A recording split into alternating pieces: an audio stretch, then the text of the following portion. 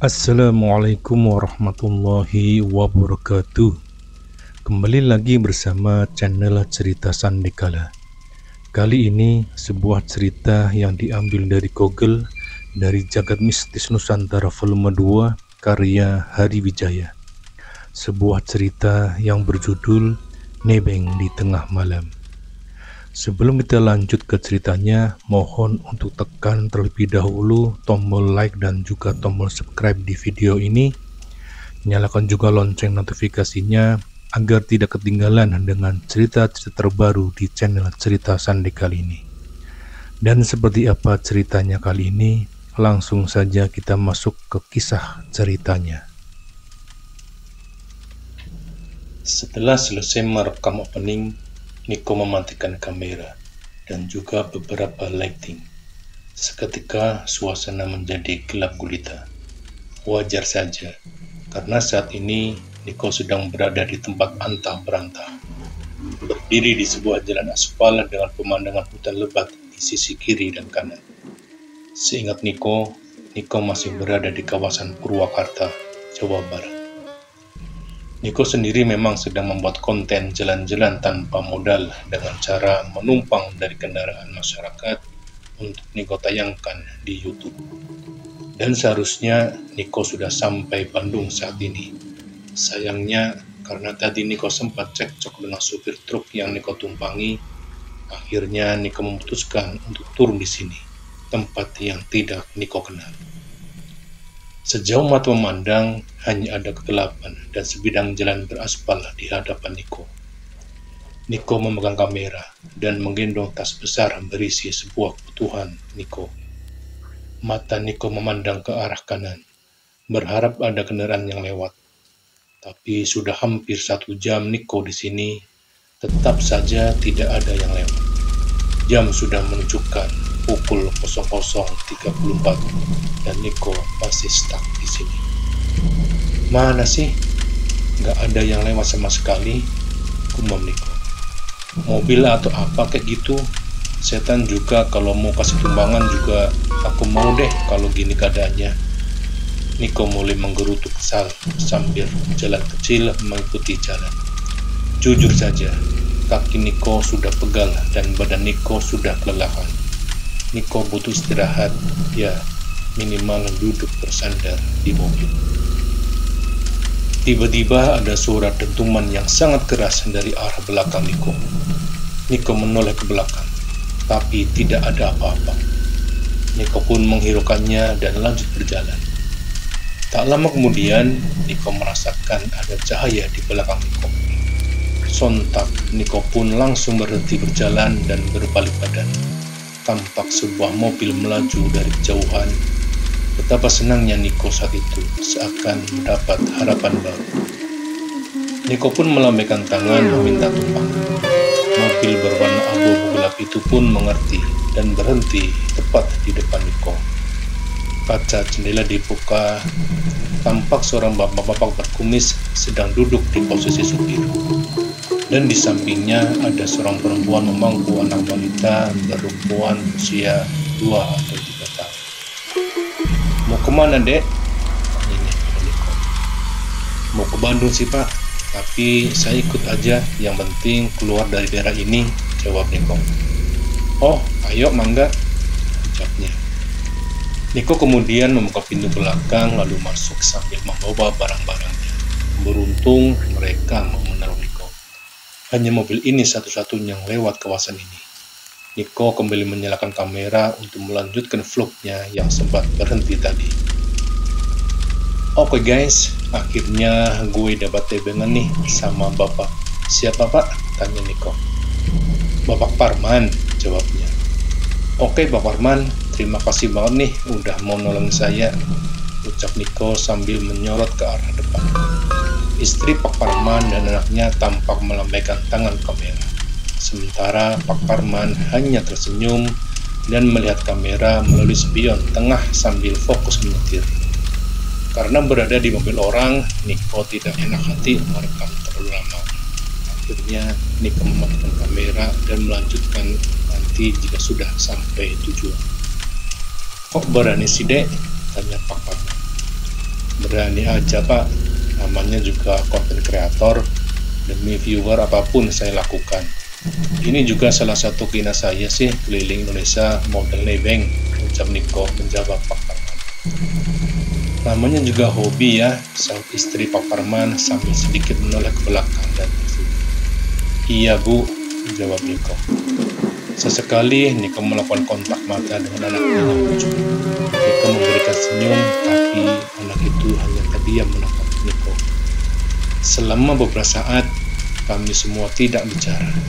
Suasana di luar masih berubah hutan-hutan yang gelap. Pak Parman juga mempersilahkan Niko istirahat dan akan membangunkan jika sudah sampai. Niko ingin tidur, tapi sejak tadi anak Pak Parman masih memperhatikan Niko. Tiba-tiba saat Niko sedang kontak mata dengan anak Pak Parman, Niko melihat ada darah mengalir dari sela-sela rambut anak itu. Darah itu terus mengalir ke hidung dan pipi. Niko masih bingung apakah ini halusinasi atau bukan. Tapi ternyata bukan. Niko pun panik dan sontak bereaksi. Pak, Bu, itu anaknya kenapa?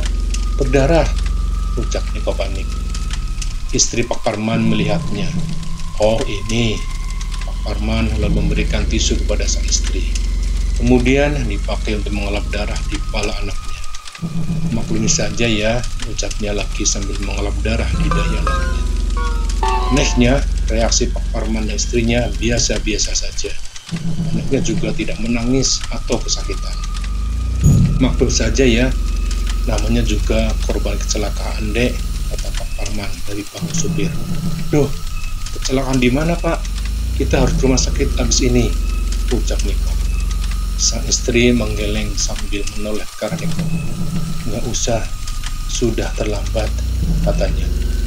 Niko merasa semakin aneh karena kini Niko melihat ada luka goresan di wajah sang istri dan ada aliran darah juga dari kepalanya. Niko mulai ketakutan. Kenapa mereka tiba-tiba menjadi begini? Kecelakaan apa yang menimpa mereka? Kenapa sampai berdarah-darah begini? Bu, itu ibu berdarah begitu, kata Niko sambil menunjuk ke arah istri Pak Parman. Sejak saat itu, aroma amis darah tercium sangat menyengat di dalam mobil. Niko menutup hidung saking tidak kuatnya. Istri Pak Parman masih menghadap ke arah Niko. Wajahnya kian buruk, luka-luka di dahi dan pipinya semakin bertambah. Begitu juga dengan anaknya. Niko ketakutan dan ingin muntah di saat yang bersamaan. Ya, beginilah nasib jadi korban kecelakaan dek, ucap istri Pak Parman yang kemudian kembali menghadap ke depan. Saat menghadap ke depan, barulah Niko melihat bagian belakang kepalanya yang ternyata sudah hancur. Tulang tengkorak belakangnya sudah tidak karuan dan terlihat sedikit serpihan otak. Ah! Niko lantas berteriak. Ya Allah, Pak Parman, kita ke rumah sakit aja. Itu istrinya, ucap Niko panik sambil berusaha menutup mata dan dengan nafas terengah-engah. Rumah sakit? Mau apa dek? Tanya Pak Parman. Ya itu, istri bapak berdarah. Selampan dulu pak, jawab Niko dengan tegas.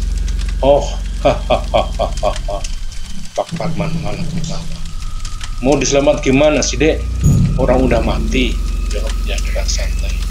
Saat itu Pak Parman pun ikut menoleh ke arah Niko. Wajahnya sudah berubah, kepalanya berdarah-darah. Bola mata sebelah kanannya keluar, dan yang paling mengerikan adalah rahangnya. Bagian rahang pipi hingga dagu sudah penyok berantakan. Sudah hancur, mulut dan giginya juga sudah tidak jelas bentuknya. Kulitnya pucat membiru. Astagfirullah, teriak Niko ketakutan. Hahaha. Suami istri itu kemudian tertawa bersamaan. Suara tawanya itu sangat melengking dan keras di dalam mobil. Sedangkan anak balitanya menangis keras dan suara tangisannya tidak kalah nyeri. Kepala Niko mulai pusing mendengar suara-suara menyeramkan yang seakan mengoyak telinga Niko. Akhirnya pelan-pelan Niko pun tak sadarkan diri. Niko membuka matanya di sebuah pelataran musola di pinggir jalan. ada beberapa warga desa di samping Niko. Saat Niko bangun, mereka semua mengucapkan Alhamdulillah sambil memberikan Niko. Langit pun sudah terang, pandangan Niko masih berkunang-kunang. Niko bingung melihat sekitar. Semua orang melihat ke arah Niko dengan wajah cemas. "Minum dulu, A," ucap salah seorang wanita tua memberikan Niko minuman hangat. Niko lalu meminumnya. Rasanya seperti berjam-jam tidak minum. Tenggorokan Niko yang kering langsung segar setelah minum teh ini. Mereka tidak langsung menanyakan apa yang Niko alami. Malah Niko yang bertanya, kenapa Niko bisa di sini? Rupanya para warga menemukan Niko tergeletak di pinggir jalan dalam keadaan pingsan. Mereka takut Niko korban perampokan atau begal karena daerah jalan di sini memang rawan katanya. Niko mencoba mengingat-ingat, dan setelah ingat apa yang terjadi, Niko pun merinding. Niko gemetar dan perasaan takut itu kembali lagi. Niko menceritakan semuanya ke warga dengan suara bergetar. Sesekali warga menenangkan Niko karena Niko sangat ketakutan. Setelah mereka tahu penyebab Niko bisa tergeletak di pinggir jalan, mereka pun menghela nafas dan mengangguk seakan-akan hal seperti ini sudah kerap terjadi. Niko iseng bertanya kepada mereka, "Pak, emangnya ada kecelakaan ya baru-baru ini?" tanya Niko. Seorang warga menjawab, "Ada, mobil sama truk adu banteng. Yang di mobil itu suami istri sama satu anaknya mati semua di lokasi," jawabnya. Niko tidak kaget. Ya, sudah Niko duga. Ternyata malam itu Niko memang apes. Singkat cerita, Niko dibolehkan pergi pada siang hari. Warga memberi Niko makan dan minum gratis. Niko juga numpang mandi di rumah mereka. Sehabis sholat zuhur, Niko pun pergi meninggalkan pemukiman mereka. Pak RT mengantarkan Niko ke jalanan besar yang lebih ramai kendaraan. Usai pengalaman menyeramkan ini, Niko tidak kapok. Niko tidak takut. Niko tetap melanjutkan perjalanannya dan melepaskan tekadnya untuk berpetualang dari barat ke timur Pulau Jawa.